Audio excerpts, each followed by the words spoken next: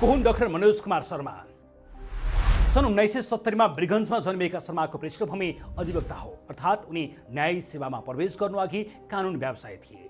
नेपाल ल क्याम्पसबाट कानुनमा स्नातक गरेका शर्माले भारतको पुणे विश्वविद्यालयबाट कानुनमै स्नातकोत्तर गरे। त्यसपछि सन् 2018 मा त्रिभुवन विश्वविद्यालयबाट श्रम कानुन विषयमा विद्यावारिधि अर्थात् पीएचडी गरेका छन्। सन् 1995 मा अधिवक्ता भएका उनी दशकभन्दा बढी समय वकालत पेसामा थिए। न्यायिक क्षेत्रमा उनको औपचारिक प्रवेश पनि पुनरावेदन अदालतबाट भयो। उनी सन् 2013 जुन 10 देखि 2015 डिसेम्बर 12 सम्म अतिरिक्त न्यायाधीशका रूपमा कार्यरत रहे। नयाँ संविधान जारी भएपछि अतिरिक्त न्यायाधीशको व्यवस्था हटाइएपछि उनी सहित 28 जना न्यायाधीश पदमुक्त भएका थिए। डाक्टर शर्मा 2076 वैशाख 6 गते सर्वोच्च अदालतको न्यायाधीशमा नियुक्त भए। सर्वोच्च अदालतमा 7 वर्ष न्याय सम्पादन गरिसकेका शर्मा यस बीचमा कुनै पनि विवादमा परेनन्। यसको अर्थ उनले गरेका फैसलाको सार्वजनिक आलोचना भएको सुनिएको छैन।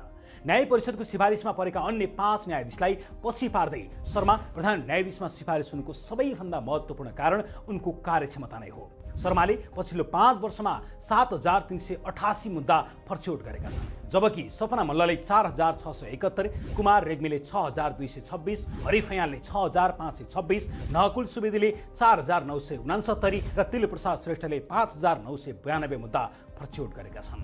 अन्य न्यायाधीशको तुलनामा उनले बढी मुद्दा फर्स्यौट गरेका छन् र त्यही नै प्रधान न्यायाधीश बन्न उनलाई सहयोगी बन्यो।